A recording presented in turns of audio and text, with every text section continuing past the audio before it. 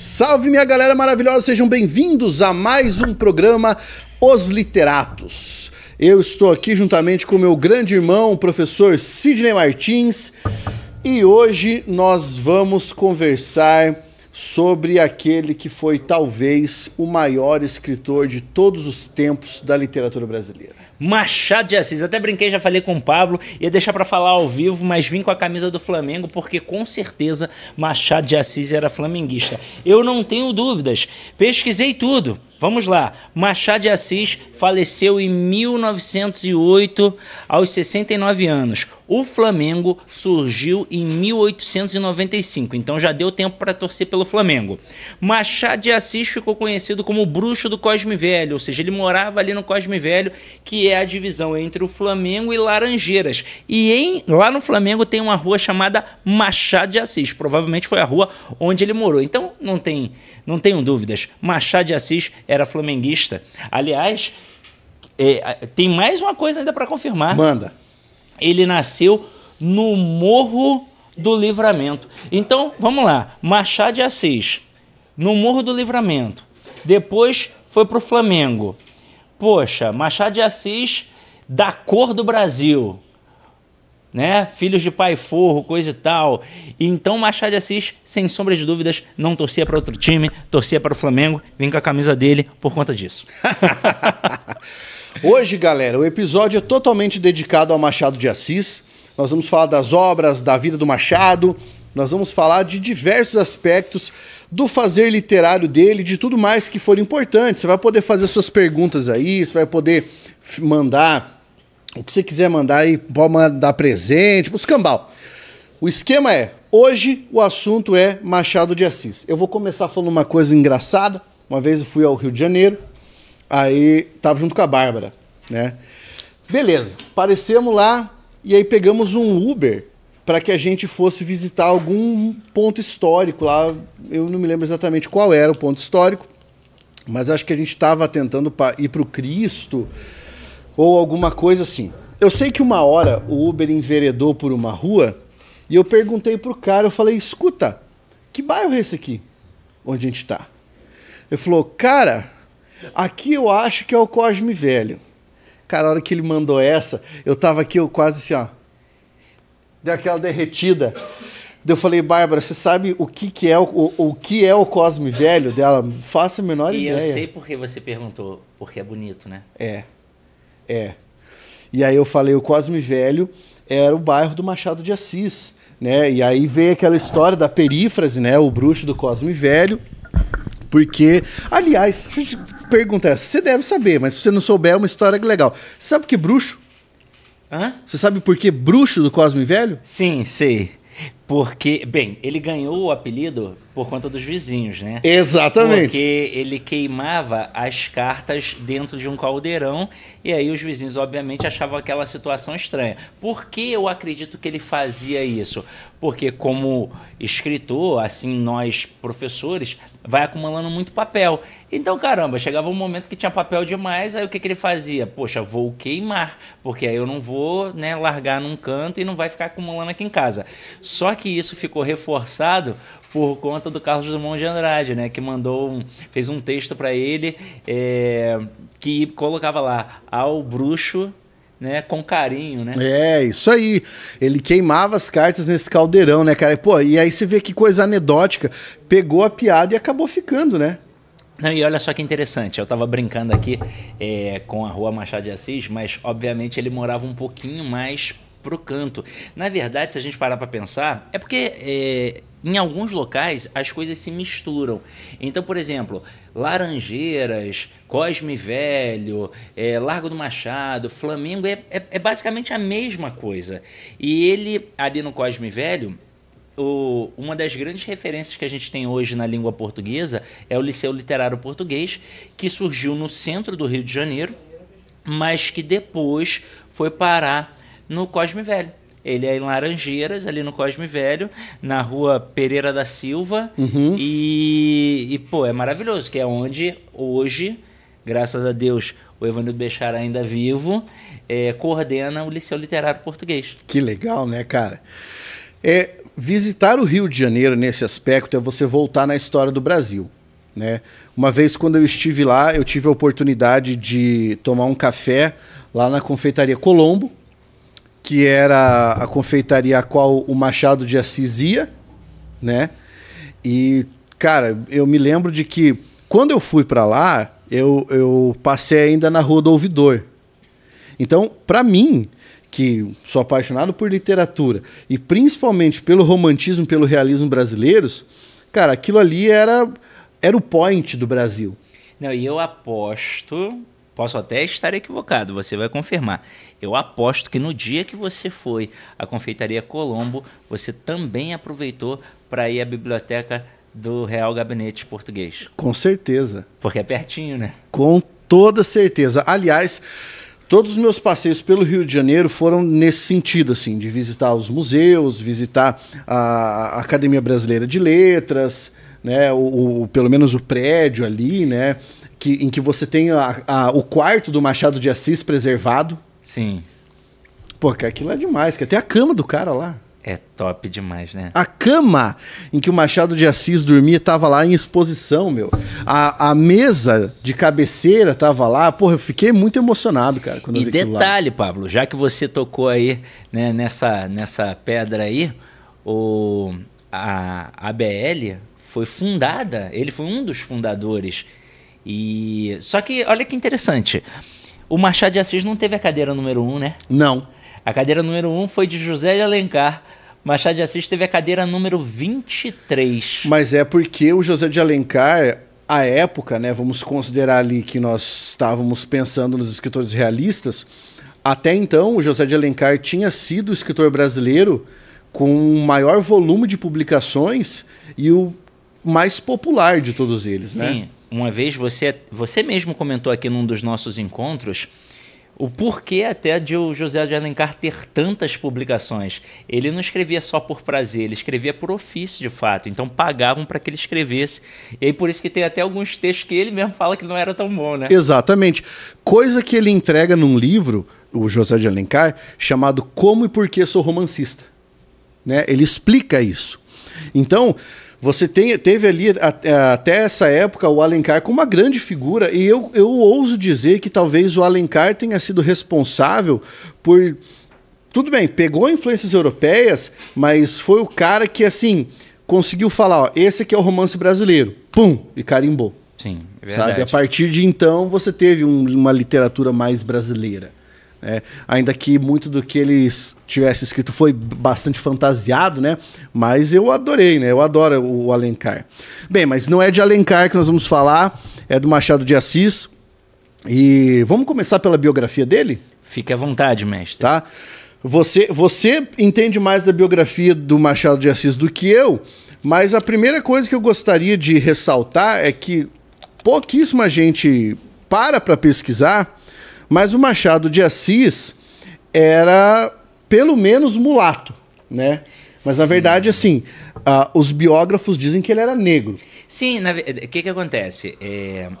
Eu acho que isso é um eufemismo à época. É verdade. Porque dificilmente alguém ia falar assim, ó, ele é preto, até porque ele foi um dos maiores nomes, não só da literatura brasileira, como da literatura mundial, fundador da Academia Brasileira de Letras, se consolidou também com cargos públicos e dificilmente alguém engoliu um cara preto nesse mundo intelectual. Lembrando que naquela época a terminologia era exatamente essa, homem preto. Exato. Era homem preto. Se você pegar as obras do Machado de Assis, ele quase nunca usa a associação de negro como cor de pele. Ele usa o termo preto. Ele fala um preto, uma preta, né? Isso tá lá na literatura machadiana. Isso é muito específico dos textos dele, tá? Aliás, olha só, avançando na história, o próximo escritor negro que teve destaque no Brasil foi o João da Cruz e Souza, que era de Desterro, né, Santa Catarina, lá em Florianópolis, mas que, quando alçou voos literários, não era acreditado como escritor negro. Sim, cara, ó, eu não vou lembrar o nome do cantor, mas eu vi um vídeo esses dias de um cantor que fez muito sucesso nos Estados Unidos, só que as pessoas só escutavam a voz. Então, era uma voz bem angelical, as pessoas adoravam, e ele foi cantar uma vez num programa de palco. Então, foi a primeira vez que as pessoas viram o cantor, e ele era preto.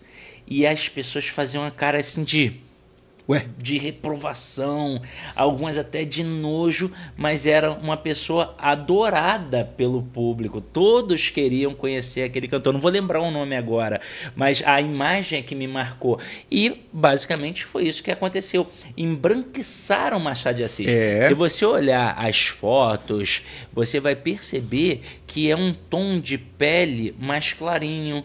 Talvez tenham afinado o nariz dele. Se bobear, Machado de Assis era bem mais escuro e com traços mais fortes do que os traços que foram impostos a ele nos retratos. Ah, eu tenho certeza disso. Você se lembra, Sidney, daquela gafe que a Caixa Econômica cometeu há alguns anos, porque o Machado de Assis foi o primeiro cliente da Caixa Econômica. Ele foi o primeiro cliente de poupança, se eu não me engano, foi o primeiro correntista, foi alguma coisa assim, da Caixa Econômica. E a Caixa Econômica prestou uma, entre aspas, homenagem ao Machado de Assis, só que quando a propaganda foi ao ar, eles colocaram um ator branco representando o Machado. E aí, cara, houve uma grande repercussão. Aí eles regravaram a propaganda, colocando daí o Machado de Assis negro. Mas, cara, é assim, é no mínimo absurdo, né? Sim, pra você ver como é que fica no imaginário, né? Poxa, como é que um homem tão famoso, tão importante, poderia ser preto? O mais importante escritor da literatura brasileira, né? Nós já falamos aqui algumas vezes, mas eu fui pesquisar novamente essa informação para garantir para vocês. O Harold Bloom colocou Machado de Assis como um dos 100 maiores gênios da literatura mundial e disse que ele é o maior escritor preto de todos os tempos. Sim, sim. No livro, quando ele tinha 77 anos, se eu não me engano, Harold Bloom, foi quando ele fez esse livro pela editora Objetiva, em 2002 que saiu essa publicação. O Cânone Ocidental, né? Rapaz, a gente é bom de memória, né? Porra! Professor, né, cara?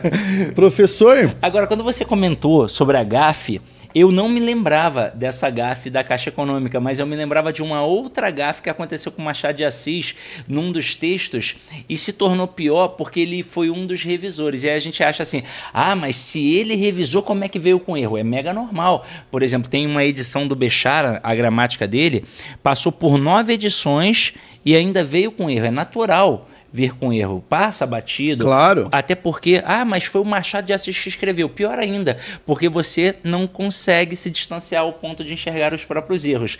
E era uma parte que era para ser assim, lhe cegara o juízo, saiu um cagara. Você me mandou a foto. Lhe cagaram o Você juízo. me mandou isso aí. Pois é, cara. Não, e acontece muito disso, né? Vamos lembrar, por exemplo, que o registro ortográfico da época do Machado de Assis nem era o registro ortográfico que nós usamos agora. Sim. Né? Por exemplo, a palavra algumas era escrita com 2 M's. Tá? Você pega uma palavra como ele, que tinha 2 L's. Não, você pega E aí... acento circunflexo. Você pega, hoje, ninguém acentua uma paroxítona terminada em A. Ninguém. Mas mosca era acentuada. Exatamente. Exatamente para marcar a pronúncia fechada, né? Mosca. É muito interessante isso, né? Eu acho isso muito legal. Há algumas especulações que quem fazia a revisão do Machado de Assis era a esposa dele. A Carolina Machado. Carolina Machado, o grande amor da vida do Machado de Assis. Foram casados durante 35 anos e quando ela morreu, ele entrou em depressão. Dizem que ele tinha um temperamento depressivo e que quando ela faleceu, isso se asseverou de tal forma que ele escreveu numa carta para um amigo dele: eu perdi todas as razões de viver. Não, e quando você fala da Carolina, é muito interessante, e aí a gente vê mais uma concepção de preconceito nosso, né? Porque o Machado foi tido como branco, embranqueceram o Machado de Assis, E na época, apagaram Carolina. Exatamente. Apagaram Carolina. Você pode ver que hoje estão reformulando essa situação e durante muito tempo a ABL foi composta só de homens e agora é coisa muito recente colocando mulheres. Aí você vê a Fernanda Montenegro que entrou, mas recentemente entrou, se eu não me engano, esposa... não vou acertar agora, mas é da família Buarque de Holanda. Uhum. E ela tirou o sobrenome Buarque de Holanda. E aí você vê, ela já está bem velhinha. Há quanto tempo ela não contribuía para a literatura, mas só agora houve o reconhecimento. Então Carolina deveria ser uma mulher sensacional, espetacular, auxiliou Machado de Assis. Aliás, quem dera todo professor de português tivesse sua esposa professora de português para preparar o material. Sabe que o Noslen tem? A esposa dele é professora de português. Um abraço pro Noslen. Abração. Para quem não sabe, Noslen é uma figura icônica aí do cenário do mundo do vestibular. Ele é o maior youtuber de língua portuguesa do Brasil. Se eu não me engano, do mundo da educação. Se eu não me engano. Eu acho que é o maior canal de educação unitário, né? Formado por um professor. Sozinho, porque, sei lá, acho que tem 4 milhões já de inscritos. É muita coisa. Preparatórios, grandes preparatórios para concursos públicos não tem esse número. Exato. Top, né? Demais, pô. Então, mas aí o que a gente tava falando a respeito do Machado, a gente deu uma acelerada aqui na biografia, mas vamos começar pela infância. Machado de Assis era filho de pai e mãe, evidentemente. E aí nós tínhamos lá que o pai dele era um pintor de paredes, né? Sim. O pai dele era pintor, fundamentalmente.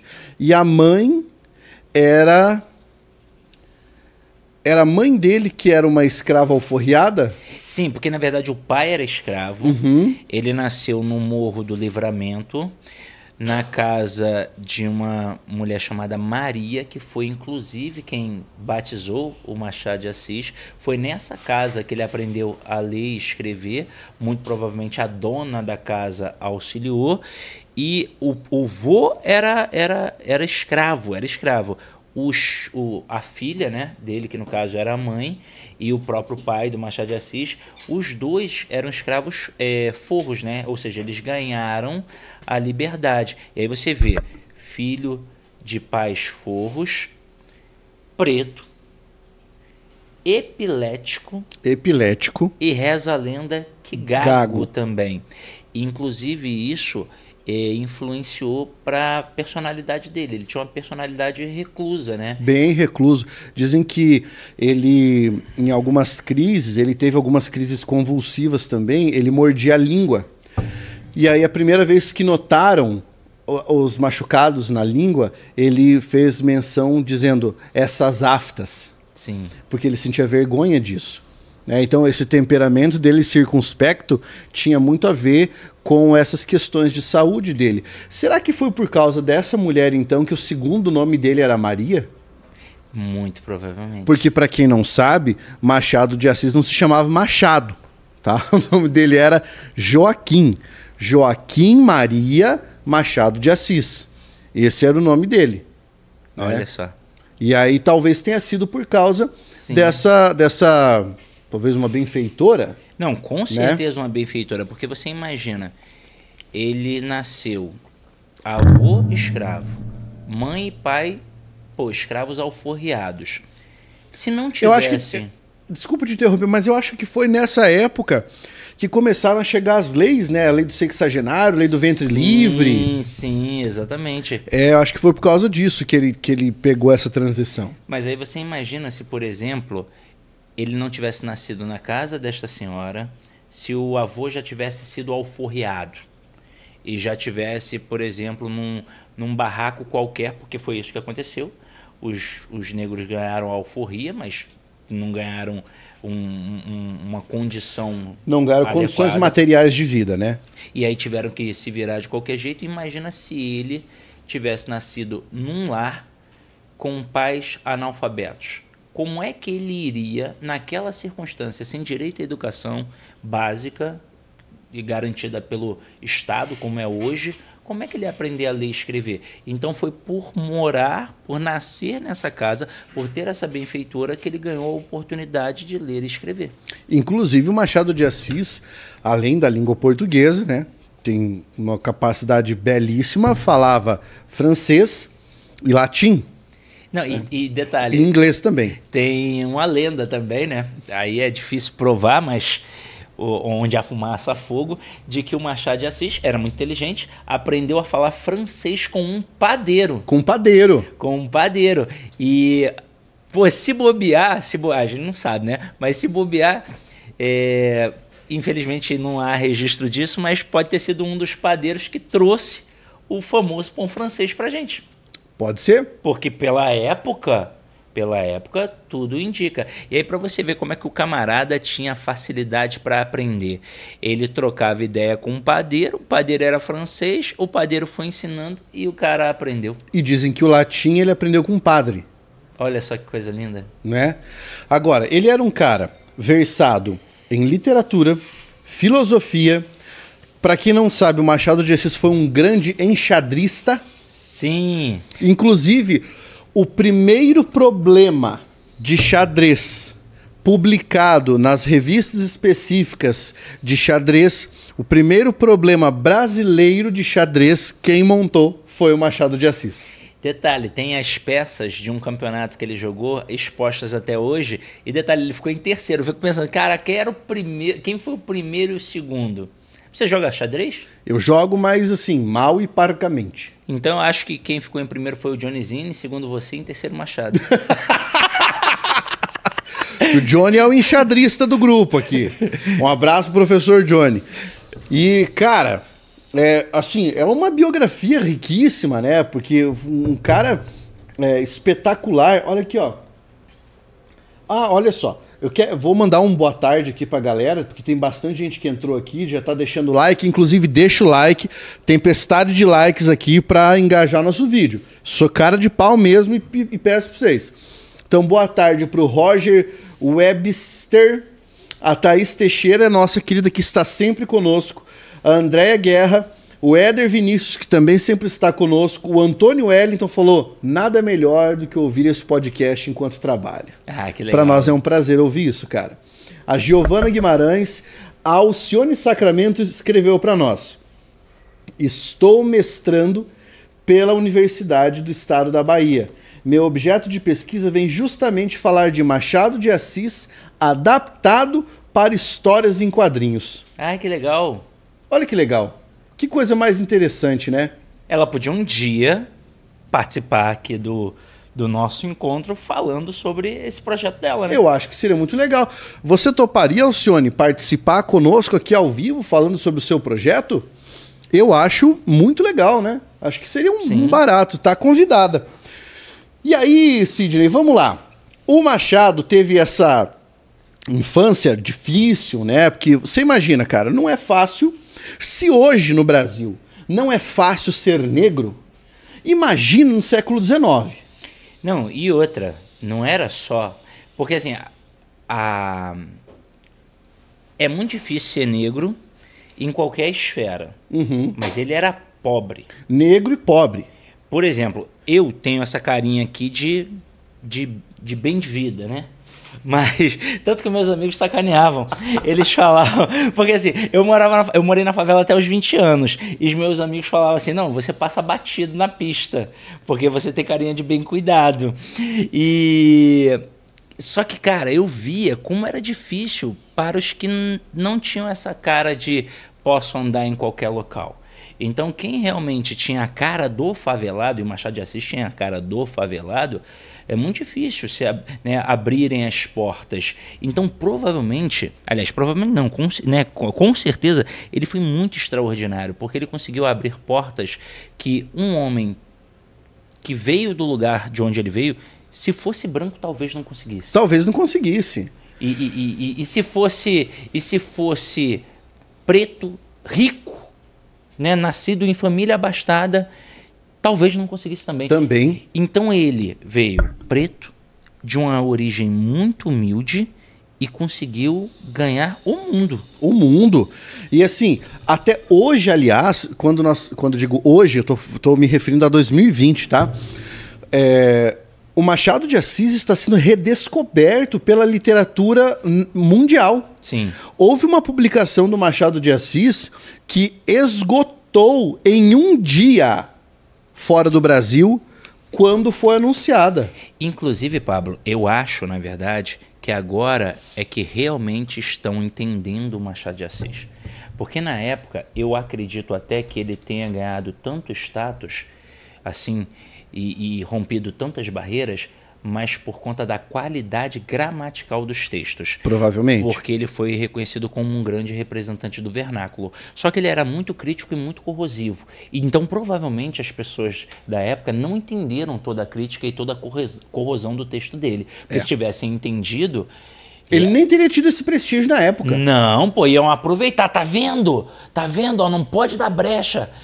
Iam apontar o dedo para ele e iam estigmatizar. Então ele não foi entendido. Ou seja, o intelecto das pessoas que o colocaram num patamar de destaque era pequeno e por isso que ele foi alçado ao destaque. Porque o Machado de Assis tem um estilo tão irônico, tão sarcástico, como o Sidney falou, tão corrosivo, que ele era capaz de criticar todo... Carlão, o William tá te chamando. Que ele era capaz de criticar todos os estratos da sociedade dentro de um livro só. Porra, eu nunca vou esquecer um dia que eu tava lendo Quincas Borba. Muito bom. Tá? Eu era adolescente nessa época, tava lendo Quincas Borba, na casa da minha mãe, e aí eu passando as paginazinhas ali, quando ele apresenta o Quincas, né? Ele fala assim: este mesmo Quincas, leitor Ignaro, é aquele Quincas que apareceu no Brás Cubas. Aí eu fui me tocar, cara. Eu era um moleque, né? Mas eu fui me tocar. Cara, o Machado de Assis, ele está escrevendo o livro pro leitor e ele xinga o leitor. Então falou assim: ó, esse Quincas aqui, ô seu ignorante. E ele utiliza a expressão: se me fizesses o favor de ler, né? Esse aqui, ô seu ignorante, se você fizesse o favor de ler o livro anterior, você saberia que é o mesmo cara. Aliás, eu acho que o Machado de Assis foi um dos primeiros a experimentar referência intralivros. Sim. Falando de técnica narrativa. Quer dizer, você pega um personagem que está naquele livro e cita dentro do outro livro. Eu acho isso muito legal. Não, muito genial demais, ele cara. Foi maravilhoso, porque primeiro que ele fazia várias intertextualidades com outras grandes obras. O próprio Dom Casmurro dialoga com Otelo. Que tá aqui, ó. Ah, que bacana. E ele foi o primeiro a trazer essa situação de trazer um personagem de um livro dele para um outro livro dele. E ele foi também o primeiro, isso é consolidado, ele foi o primeiro em Memórias Póstumas de Brás Cubas a fazer aquele formato de narrador morto. Aham. De defunto autor, né? Ele foi o primeiro em toda a história da literatura. Então o cara realmente é Aliás, isso é tão importante que vale a pena nós discorrermos sobre isso. Na abertura do Memórias Póstumas de Brás Cubas, ele vai conversar com o leitor, ele vai se apresentar como o autor do livro. E daí ele fala assim: eu não sou um autor defunto, eu sou um defunto autor. Isso sempre cai em prova de vestibular, é o escambau. Você precisa entender o que significa essa troca de palavras dentro do sintagma. Qual é a diferença entre autor defunto e defunto autor? Tá? O Sidney pode comentar depois, eu vou dar aqui a minha visão simples sobre o caso. Um autor defunto é aquele autor que escreveu em vida e depois morreu. O caso de defunto autor é ele morreu e agora ele vai escrever. Ou seja, quem está falando com você no Memórias Póstumas de Brás Cubas é um fantasma. Sim, e outra, para reforçar mais ainda o que você acabou de dizer. Ele não foi um autor defunto, então em vida ele não escreveu. Ele não escreveu. Exatamente, ele não escreveu. Aliás, existem tantas passagens. É porque aqui a gente está falando de Memórias Póstumas, né? Daqui a pouco a gente pega a cronologia bibliográfica dele, mas eu não vou esquecer do trecho em que ele fala que a menina o amou por alguns contos de réis. Né? Em vez de falar assim, amou por tantos anos, fala amou por tantos contos de réis. Porque um dos temas que o Machado tinha muito, como era um cidadão que frequentava a alta roda do Rio de Janeiro, percebia as relações de aparências, né? Ele tinha isso muito claro para si. Então, o que você nota quando você está lendo Machado de Assis é que ele fala muito sobre essa questão dos relacionamentos por interesse. Sim. Né? Então, essa é uma passagem que me marcou demais, cara. Até porque na época era muito forte isso. Hoje é que a gente tem essa noção de relação por amor. Uhum. As relações, o casamento começou por interesse para garantir as riquezas, para juntar as riquezas dos outros. Inclusive, em um contrato social do Rousseau, ele fala sobre a questão dos casamentos e ele entra com a concepção do adultério. Que o adultério ele era um crime apenas para a mulher. Ele era um crime para a mulher e para o amante. Porque não era uma relação... tive uma relação extraconjugal, é um crime. Não. O homem, né, da alta sociedade, ele poderia ir a um prostíbulo, usufruir da mulher que trabalha no prostíbulo, mas ali ele não estava cometendo um crime porque aquela mulher não pertencia a ninguém. Agora, quando a mulher dele, que era um bem dele... Que era um bem, a mulher era vista como um bem. Um bem... Era um objeto. Era quase a noção de ser movente. Eu acho que uma das câmeras ali desligou, Carlos. Ela só faz o barulho. Ela era um objeto. E aí ela era incriminada, mas o amante também. Mas não porque ele dormiu com a mulher fora do relacionamento dele, mas porque ele estava naquele momento usurpando a propriedade alheia. Exato. Né? Que coisa louca isso, né? E ele salienta bastante isso, como todas as relações eram por interesse. Ainda mais na sociedade, na elite carioca. Uhum, uhum. O Éder Vinícius falou, o amor é uma vertente do século XXI, culpa de Hollywood. Não.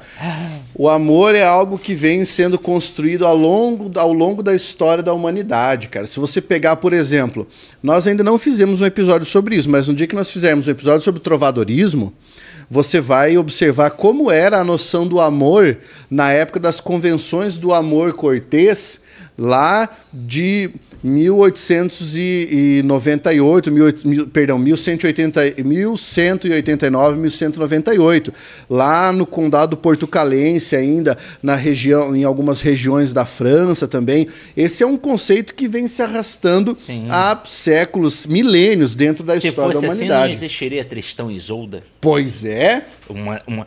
Para mim, uma história de amor muito mais forte do que Romeu e Julieta. Mas muito. Tristão e Isolda... eu acho que é algo fora da curva, Tristão e Isolda. Não, detalhe, eu queria fazer uma sugestão aqui. Esses dias eu estava pensando sobre uma série de livros que fizeram sobre os pecados capitais. Uhum. E a gente poderia trazer isso, mas a gente poderia trazer os eixos temáticos. Então a gente pode ter um encontro só sobre o amor, um encontro só sobre a luxúria. Cara... Ia ser sensacional, né? Não, espetacular. Essa ideia vai virar. Vai virar.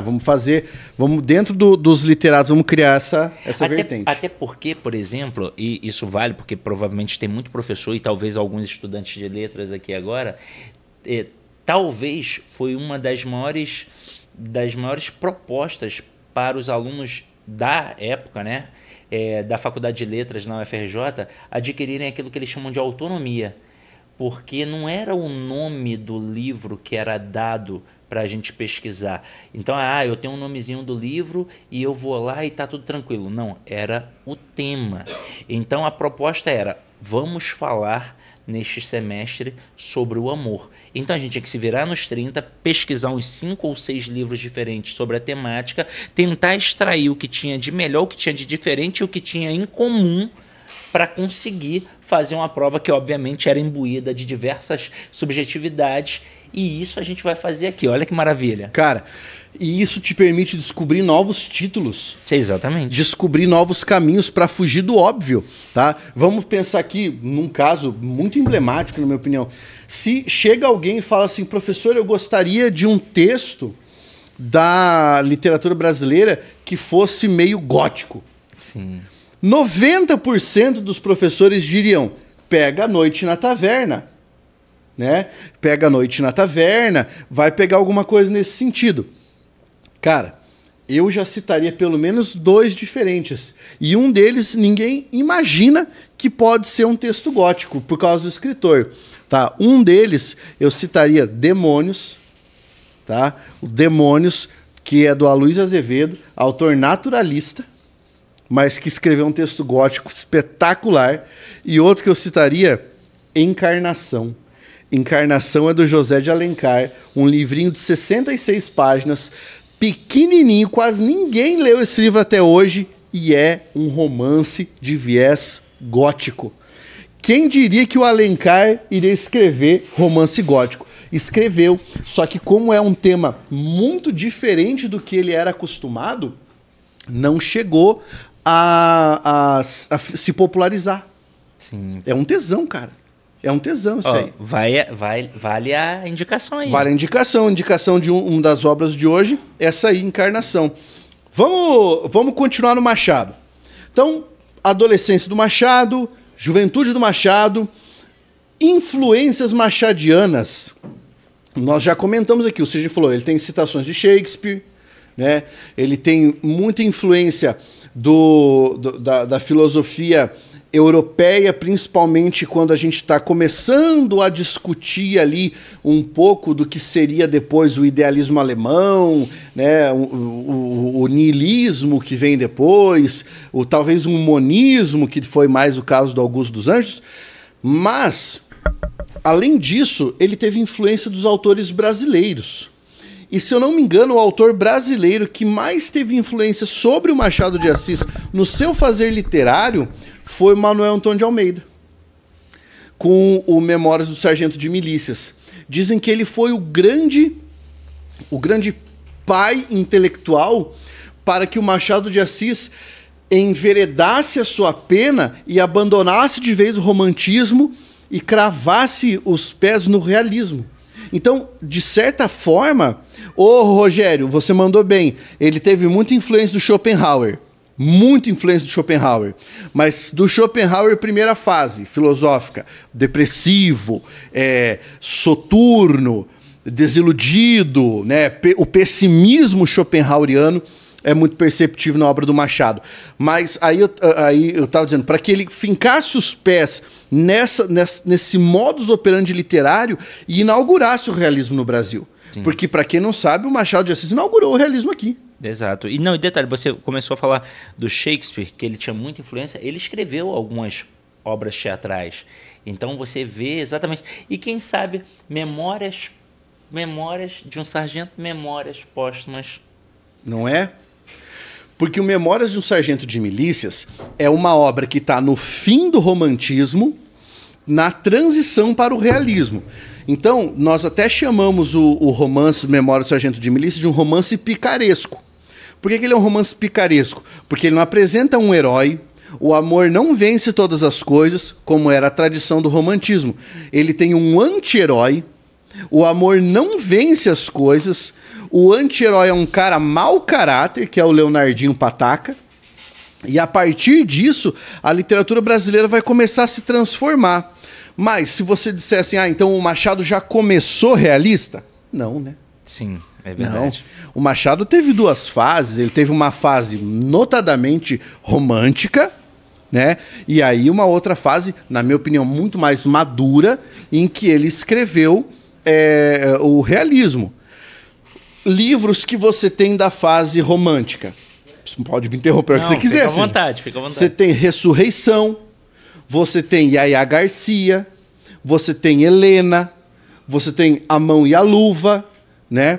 Que são algumas das obras que têm a cara do romantismo. Depois disso, ele já vai trabalhar com a vertente realista. E ele inaugura o realismo quando? 1881, quando da publicação do Memórias Póstumas de Brás Cubas, que acabou se transformando numa das maiores referências dele. Para mim, é um dos melhores livros. Mas eu acho que existem outras joias ali dentro do fazer literário dele, porque por mais que todo mundo vá conhecer o Machado de Assis como um exímio romancista, ele era um cronista fabuloso. Ele publicou mais de 600 crônicas. Um contista espetacular, talvez o melhor de todos os Se tempos. não me engano, 200 contos. Você mencionou ali Helena e não tive como não pensar, né? Estava falando sobre as influências. Na hora que ele fala sobre Helena, é uma influência sobre a Ilíada de Homero. Exato. A famosa Helena de Troia. Inclusive o Manuel Carlos, todas as Helenas dele são baseadas na Helena de Troia. Exatamente. Uma mulher bela e inalcançável. E que promove o caos. Que promove o caos.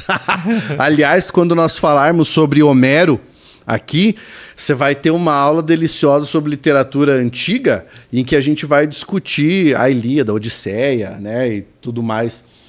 Então, aqui, ó, a Alcione falou, o espelho dele é perfeito. Tão perfeito que o Sidney já trouxe aqui para analisar. Sim, nós tivemos um momento que foi sobre os contos e trouxemos no dia, se eu não me engano, eu trouxe o conto O Espelho, do Machado de Assis, e você trouxe um conto do Guimarães Rosa. Foi, eu trouxe o Reminisção. Nossa, esse dia foi maravilhoso. Foi espetacular, tá nos episódios mais antigos. Lembrando você que, caso você não consiga assistir ao vivo, você pode assistir posteriormente e também, caso você não seja a mesma a pessoa que gosta de ficar assistindo no YouTube, toda vez que sai o nosso episódio dos literatos, dali 2 ou 3 dias eu jogo para os provedores de podcast. Então você pode ouvir no Spotify, num Deezer, num Apple Podcasts, enfim, você pode ouvir enquanto estiver dirigindo, enquanto estiver indo para academia. Não há desculpa para você não ouvir o podcast dos literatos.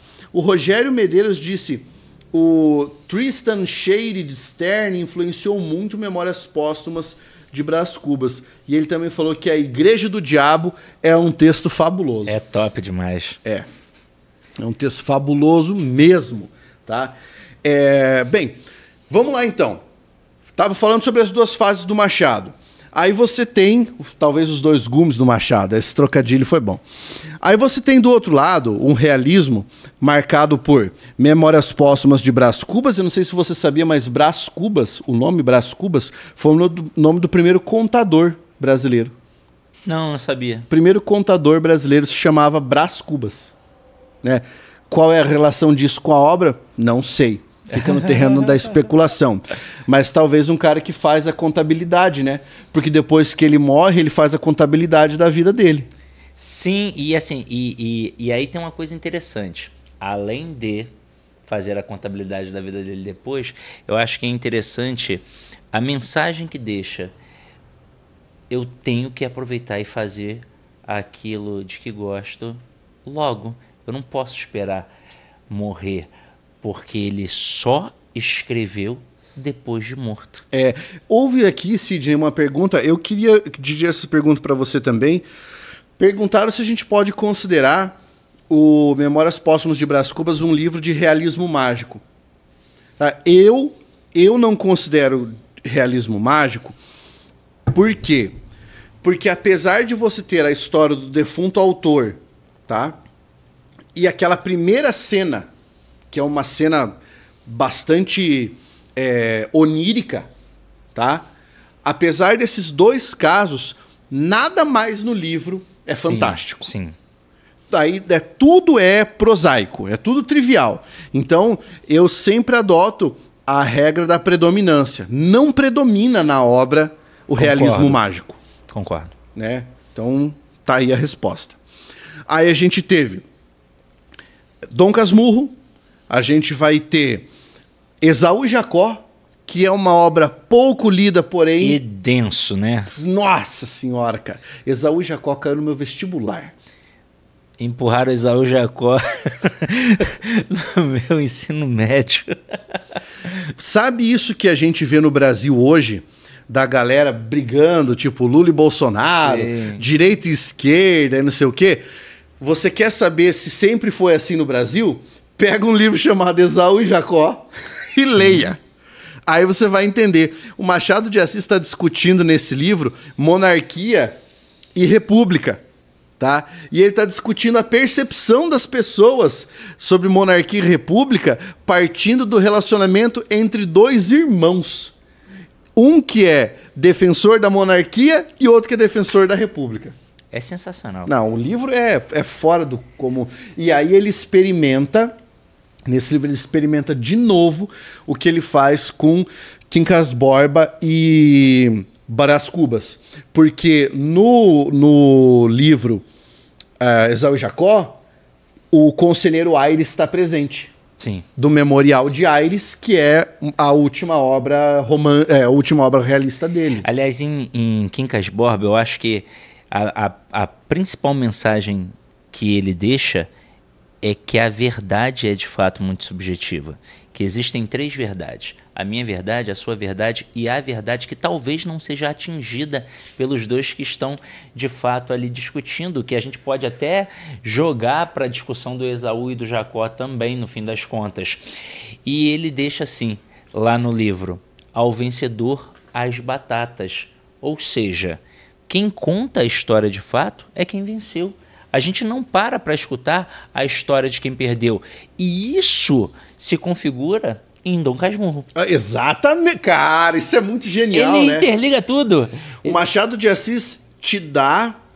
Como é que eu posso chamar isso, cara? É assim, ó, a obra toda machadiana tem uma hermenêutica para você interpretá-lo. Em cada livro, ele te fornece ferramentas heurísticas para você interpretar as outras coisas. Exatamente. Cara, olha a mensagem do Ao Vencedor as Batatas, de quem resta conta a história, comparando com Dom Casmurro. Cara, agora eu queria fazer uma parte aqui, né, com a devida vênia,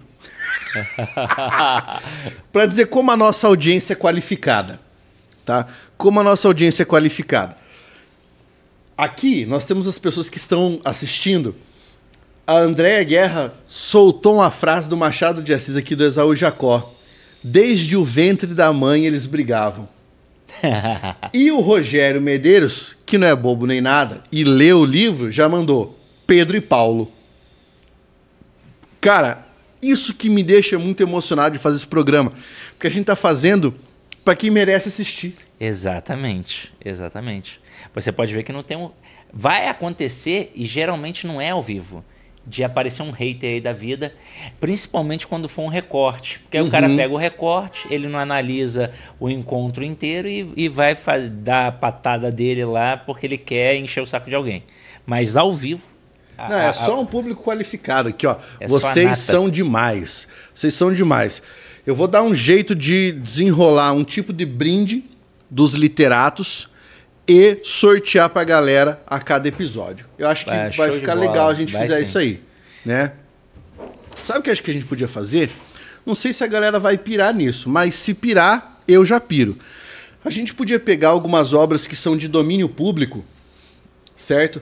Juntar ali, por exemplo, alguns contos de domínio público e fazer primeira coletânea de contos, os literatos. Primeira coletânea de poemas, os literatos. E aí a gente sorteia para quem estiver aqui assistindo. Ah, perfeito. Perfeito. Vocês vão curtir? Vocês vão querer receber? Se vocês receberem, já fiquem sabendo. Vai com o nosso autógrafo, tá? Nosso autógrafo é uma dedicatória para vocês. Se vocês acharem legal essa ideia, a gente vai desenrolar.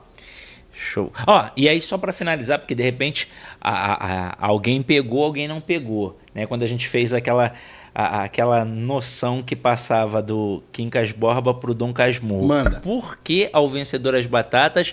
E aí eu trago o Dom Casmurro. Porque a gente só vê o ponto de vista do Dom Casmurro, do Bento Santiago. Ninguém escuta a Capitu. Ou seja, é por isso que a gente tem a sensação de que a Capitu traiu o Bento Santiago, mas porque foi ele contando a história. Se nós tivéssemos escutado o ponto de vista dela, talvez ninguém tivesse essa noção. Olha que coisa interessante. Houve, na época em que o Machado de Assis... aliás, depois que o Machado de Assis escreveu, houve, na década de 70, se eu não me engano, uma autora, que era uma autora... vinculada, pelo menos ela se dizia vinculada ao movimento feminista, que criticava as obras do Machado de Assis, sobretudo Dom Casmurro, porque dizia que o Dom Casmurro era um livro paternalista com um narrador masculino e preconceituoso. E aí, né, aqui eu agora emito a minha opinião. E a minha opinião é, essa pessoa fez no mínimo uma leitura equivocada. Totalmente. Porque o Machado de Assis era qualquer coisa menos um preconceituoso, tá? E assim, ó, eu posso apostar com você, eu posso apostar que ele não tinha um resquício de machismo na sua pena. E agora eu contraponho a fala dessa escritora, que disse que o Dom Casmurro é um livro machista. Na minha opinião, é exatamente o contrário. Totalmente ao contrário. É um livro que desmonta o machismo do ponto de vista da insegurança masculina. Ele traz um personagem, ele mostra pra você do que um homem psicótico, inseguro e amargurado com a própria vida, do que um homem como esse é capaz. Fragilizado, manipulado pela mãe e Capitu, um olhar de ressaca. Ele faz aí uma analogia à ressaca do mar, porque o mar em dia de ressaca é forte, e assim era o olhar de Capitu. Era um olhar forte, mas não era só o olhar, ela era toda forte. As personagens femininas são fortes e os personagens masculinos são fracos. Porque ele queria mostrar como os homens eram fracos moralmente, fisicamente, e como as mulheres são fortes. Porque numa época em que a mulher era subjugada, você tem Capitu, por exemplo, que desde criança sabe o que quer. Exatamente. Desde criança ela sabe o que quer. Tanto é que ela não fica com o bundão do Bentinho, que é um palhaço. Aqui vai um recado, eu já falei isso em outro podcast. Foi. O quê? Mandar o link pro Will Que link? da reunião. Uia, caralho. O Sidney vai falar um pouquinho. Eu já volto aqui pra falar sobre isso. Fala aí, Sidney. Vai falando com a galera aí. Ó, eu vou aproveitar para falar sobre uma... Só que essa daqui eu ia querer muito que o Pablo tivesse para escutar. Eu vou guardar aqui num cantinho direitinho e vou falar uma outra coisa. Quando a gente pega aí o Machado de Assis e o intitula como um autor realista, isso, de certa forma, é equivocado, porque, na verdade, ele é atemporal. Ele discute coisas que foram válidas na época, mas que se perpetuam até hoje e vão ficar durante muito tempo. E agora que o Pablo voltou, né, estava aqui falando que é até um pecado rotular o Machado de Assis apenas como um autor realista, porque ele é um autor atemporal, mas eu estava aqui com uma vontade danada de falar um negócio, eu vou aproveitar para falar logo, porque eu acho até que você pode contribuir também. Eu tenho uma teoria sobre a loucura no universo de Machado de Assis. Ele era epilético, então talvez, pela época, se achasse um problema de loucura. E isso o fez ficar ali encegueirado por esse assunto. O número 23 é o número da obsessão, que está até no filme 23 do Jim Carrey, que é um filme maravilhoso, por sinal indico, só que ele traz outros momentos sublimes sobre a loucura. Ele traz o alienista, e nessa história ele mostra que, no fim das contas, todos somos loucos, pois quem julga os outros, que é o cara que foi contratado para colocar as pessoas dentro do manicômio, vai julgando de forma, né, torpe, e vai, gasta demais, vai para o manicômio, não gasta nada, vai para o manicômio, sai sem camisa, vai para o manicômio, sai todo encasacado, vai para o manicômio. E no fim das contas ele percebe que ele é que era o louco, ou seja, todo mundo tem um pouco de loucura dentro de si. Só que tem uma outra história que essa é sensacional, e talvez até valide o fato de ele ser um bruxo, que é o livro O Anjo Rafael, em que ele fala de uma doença que não existia na época, não tinha sido descoberta pelos pesquisadores, pelos médicos, que era uma doença de loucura, que em francês era folie à deux, que é o delírio a dois. Que inclusive vai estar representado no filme novo do Coringa. Era sobre isso que eu ia falar, caralho! Cara. Era sobre isso, porque ele fala sobre uma relação em que a pessoa é louca e influencia uma outra pessoa sã, porque a outra pessoa, obviamente, que admira, no caso, no Anjo Rafael, o pai é louco e a filha, que obviamente admira o pai, é manipulada pelo pai e acaba ficando louca também. E ele prevê a cura, que é afastar a pessoa que foi influenciada pelo louco do louco. E aí, com o tempo, ela fica curada. E aí, um tempo depois, perceberam isso. Perceberam que ele trouxe uma doença que ainda não era registrada e que ele, inclusive, previu a cura, que a galera também depois percebeu, que é o caso do Coringa com a Arlequina. É isso aí. Cara, que segundo o que eu já ouvi falar de spoiler, vai ser o tema dos Coringa 2, que vai chamar Coringa 2 Folia de... Sensacional. E detalhe, eu nem sabia que ia ter, eu nem sabia que ia ter o 2 assim, mas eu já tinha pensado nessa situação exatamente porque a gente conhece a história do Coringa também, né? Exato. Então eu já tinha pensado sobre isso. E aí, olha só como a literatura é interessante. Só para confirmar, o que a gente chama de mimesis não é imitação. É a recriação da vida, ao ponto de a literatura trazer algo que ainda não existe no nosso mundo real. Citamos aqui, certa feita, o livro que você está lendo, não sei se já terminou, Orestes. Ah, já. Que é a primeira concepção de jurisprudência. Só que eu vou além. Tem um filme que é baseado num livro chamado Transpotting. O autor do livro é Irvine Welsh. Ó! E ele, no livro e no filme isso é retratado também, num determinado momento em que um rapaz vai a uma boate e fica com uma mulher, ele vai colocar a mão nas partes íntimas dela e não é mulher. É um travesti. Uhum. E aí ele toma um susto, coisa e tal, briga, sai, tenta bater, mas aí vem a fala de uma pessoa que vai conversar com ele, que ele naquele momento estava mal. E aí o amigo dele fala assim: no futuro não haverá homens e mulheres, todos nós seremos andrógenos. E hoje, em 2023, isso já se vale. Já é uma realidade. Já é uma realidade. Ou seja, o cara lá na década de 70 me manda uma dessa. Então, só mostra que...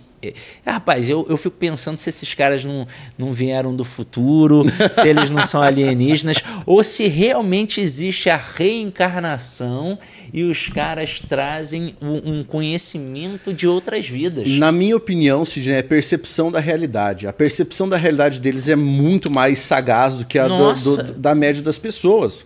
Aliás, falando desse filme novo do Coringa, saca só o casting. Joaquin Phoenix volta ao papel de Coringa e a Arlequina, a Lady Gaga. Ah, não vai ser porque, não assim, vai ser a Margot Robbie. Nossa, então vai ser top, hein? Vai ser louco. Eu acho que é... Ó, aliás, o Joaquin Phoenix, ele tá querendo ganhar tudo, né, cara? Ele tá querendo ganhar todos os tipos de premiações que houver. Porque foi lançado o Napoleão com ele e vai ser agora o segundo Coringa. Eu sou muito fã desse cara. Bem... Ele não tem altura para Napoleão. O Napoleão era menor, né? Napoleão era baixinho, né? Vamos aqui agora fazer breves análises de obras do Machado de Assis, aquilo que a gente já está fazendo, mas vamos comentar aqui ou contos, ou crônicas, ou poemas, ou coisas dessa natureza. E eu gostaria de provocar o meu amigo Sidney para que nós começássemos a análise justamente por essa obra aqui, Dom Casmurro. Gostaria de dizer para você que está nos assistindo que, porventura, seja professor de literatura, aluno do curso de letras, onde é que fazem isso também? Aluno do curso de direito, aluno de ensino médio, que seu professor está fazendo isso que eu vou falar, tá? Caso você seja confrontado com uma prática chamada julgamento de Capitu, interrompa na hora. Por quê? Na minha opinião, essa é a prática mais é o maior desserviço que pode existir. Primeiro, as pessoas querem dizer que existe um questionamento eterno no livro do Machado de Assis se a Capitu traiu ou não. Primeiro ponto que eu já quero jogar aqui por terra. Para quem percebe a leitura do livro, isso nem é um questionamento. Tá? Ele deixa isso claro para você. Se você conseguir fazer isso que o Sidney estava falando, de perceber a hermenêutica machadiana.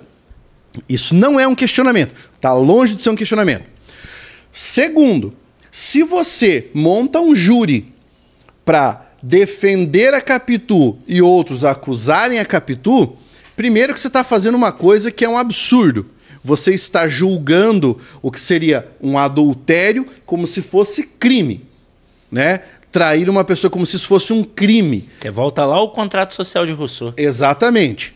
Tá quase nas ordalhas aí de impingir castigo físico. Terceiro ponto. Em um julgamento em que alguém está sendo acusado de alguma coisa, existe, graças à nossa Constituição, o princípio do contraditório e ampla defesa. Ninguém poderia julgar Capitu se Capitu não pudesse ser ouvida. Certo? Ela deveria poder ser ouvida, o que não acontece na obra. Capitu não tem voz na obra. Tem um livro, sabia, chamado Capitu. Uhum. Eu li esse daí na faculdade. Depois comenta ele aí pra nós. Tá? Então, assim, ó, é um absurdo você julgar a Capitu. Outra coisa, também é errado você fazer isso porque em diversas obras da literatura brasileira e mundial existem personagens masculinos que traem, mas que não estão colocados numa posição de xeque como é a posição de Capitu.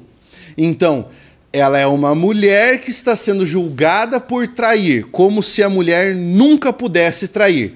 Essa visão é uma visão machista e retrógrada. Então, essa prática de fazer o julgamentinho da Capitu é, no mínimo, uma coisa viciosa. E, como eu falei, coisa de quem não leu a obra com atenção. Porque agora nós vamos fazer aqui uma avaliação, uma análise da narrativa do Dom Casmurro, obra que a gente já leu algumas vezes na vida, tá? O que você quer contar para nós do Dom Casmurro, Sidney? Fica à vontade para contextualizar. Primeiro vou fazer a própria junção da obra Capitu.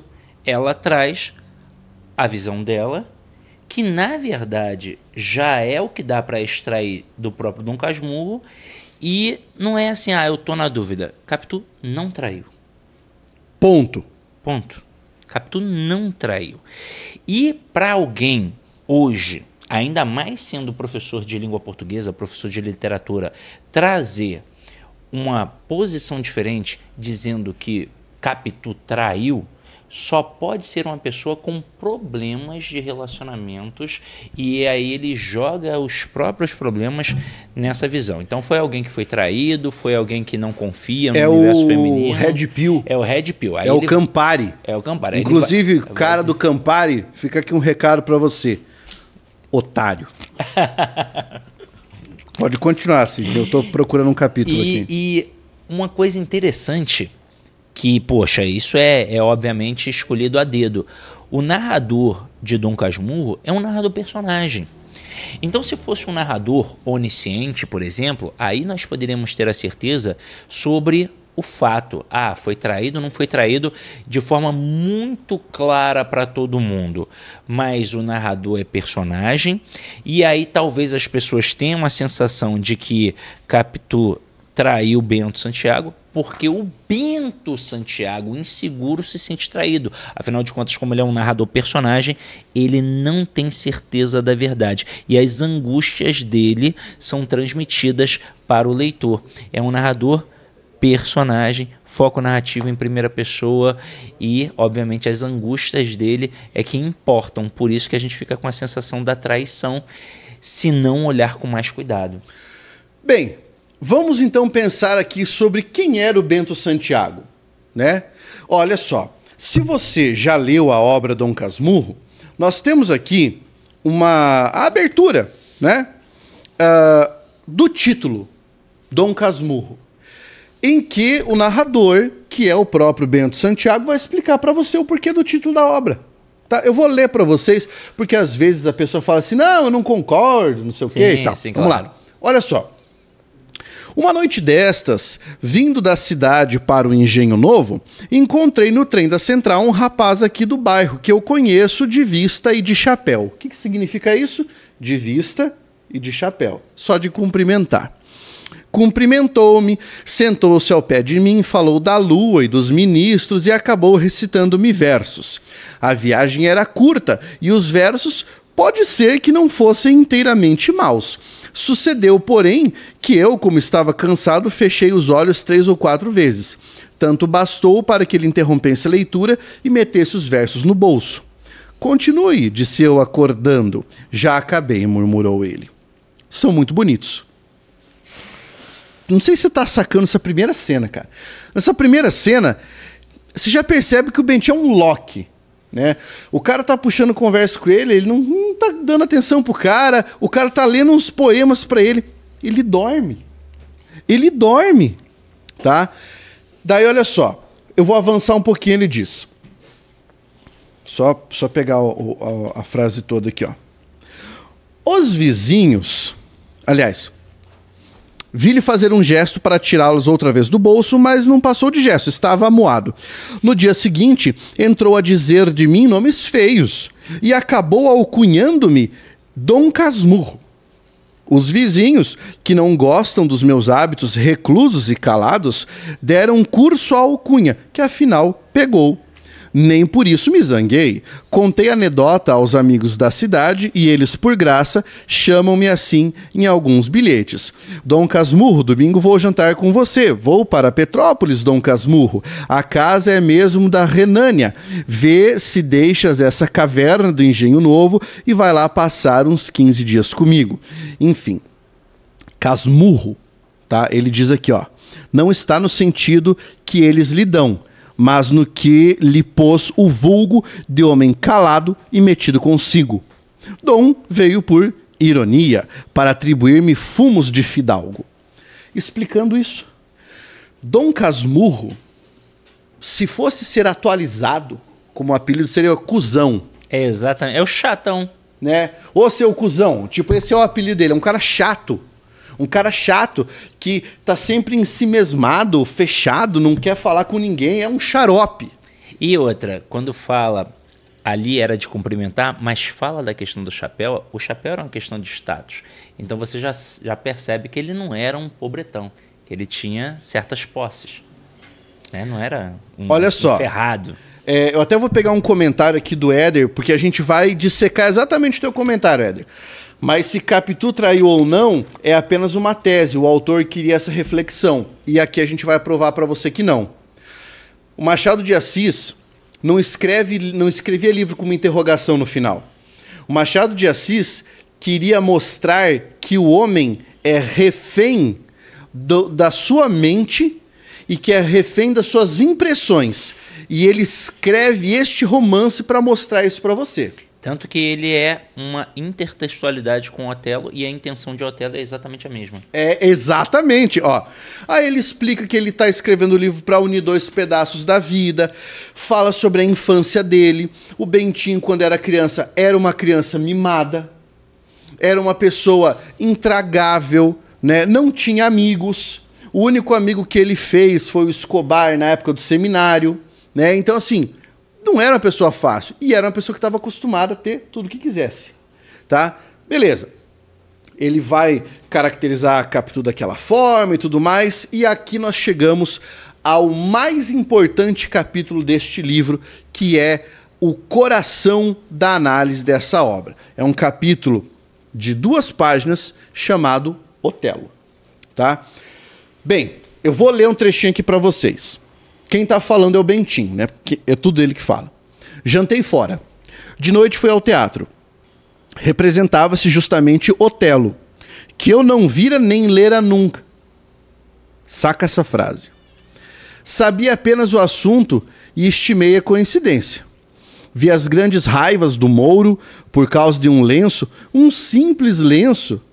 E aqui dou matéria à meditação dos psicólogos deste e de outros continentes, pois não me pude furtar a observação de que um lenço bastou a acender os ciúmes de Otelo e compor a mais sublime tragédia deste mundo. Os lenços perderam-se, hoje são precisos os próprios lençóis. Alguma vez, nem lençóis há, e valem só as camisas. Tais eram as ideias que me iam passando pela cabeça, vagas e turvas, à medida que o Mouro rolava convulso e Iago destilava sua calúnia. Nos intervalos, não me levantava da cadeira. Não queria expor-me a encontrar algum conhecido. As senhoras ficavam quase todas nos camarotes enquanto os homens iam fumar. Então, eu perguntava a mim mesmo se alguma daquelas não teria amado alguém que jazesse agora no cemitério. E vinham outras incoerências, até mesmo o pano subia e continuava a peça.